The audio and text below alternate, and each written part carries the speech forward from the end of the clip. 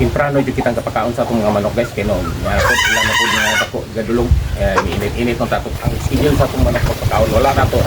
sakto sa iyang tok mga oras karon nato ng mga revision atong mga itlog kay pipila ka adlaw jud kitang wala maka-schedule sa pagkapit sa atong mga itlog ato schedule sa pamulot nato ini Ug unaw nato ning nailima ni inis ilalom. Ate file nato sa ato ang tray nga gidala. So siya guys.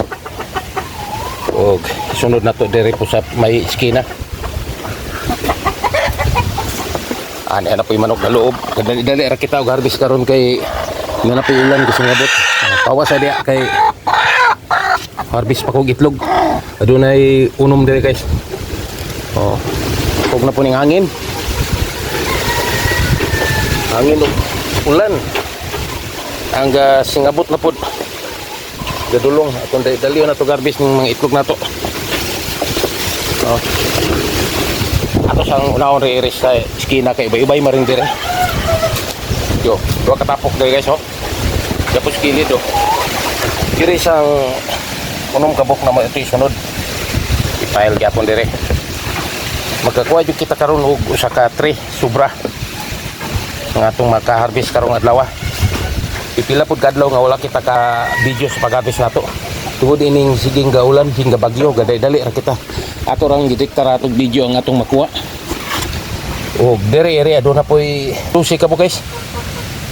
adunay dusi ato ipail dire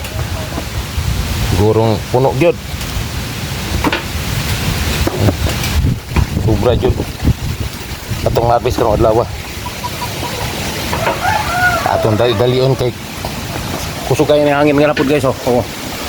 diri sa tuwa kusog pa kayo ang hangin nakanaas pa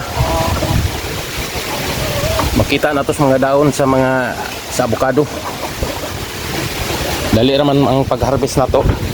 kay mera mas duol tapok-tapok guys sugod na pong taliksik gani